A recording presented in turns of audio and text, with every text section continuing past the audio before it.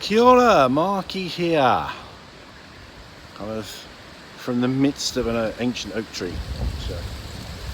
And in the wind. I hope you can hear okay. So, it's getting quite windy now. Another video on elegant speech, which also, the series also encompasses a little bit, touches on written English as well. Blimey, it's really getting windy now. You're lashed by this tree, beaten to death by an oak tree.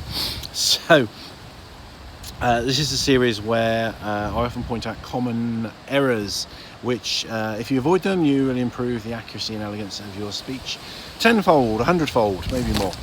So one thing that's very popular at the moment, which drives me a bit nuts, is the phrase before somebody quotes something, somebody will say quote unquote.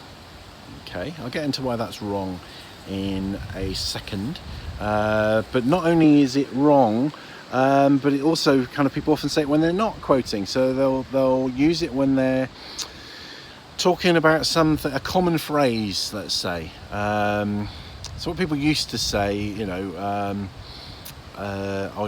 this car is a bit of a, it's the proverbial death trap. They kind of preface the turn of phrase or the metaphor with proverbial, and now people are kind of saying with a quote-unquote death trap. Using it in a similar way to the way in which we might use inverted commas in writing, in a very similar way really. So you might use that on we use a phrase that's slightly out of turn. Not sure that's particularly always a good idea in written English, but we won't get into that. So why is quote-unquote a bad idea? Well, the origins of quote-unquote are that when you begin the quote, or before you begin the quote, you say quote, and then when you end the quote, you say unquote. So it's like, you're literally, literally, I've done a video on that as well, your verbal inverted commas or parenthesis for the Americans. So you would say, let's see if I think of an example, something I could quote here. So you say,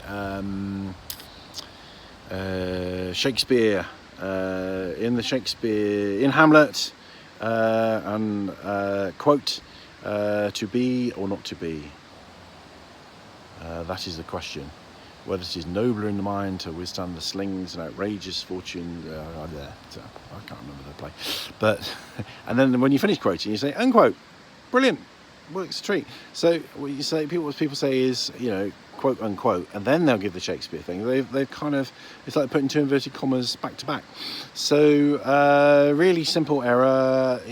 People just copy. I think it's coming from a neurodiverse point of view, and not being quite so locked into groupthink, and being a bit of an outsider. Really, an outsider looking in. And when people say quote unquote, it just jars on me. But everybody just copies everybody else, whether it's right or wrong. And I've done lots of videos on this. Seen my video on people putting serviettes under cakes, for example, which is another craziness, nothing to do with language, but something to do with people copying. So quote unquote, only use it when you are quoting. Say quote to begin with, say unquote at the end.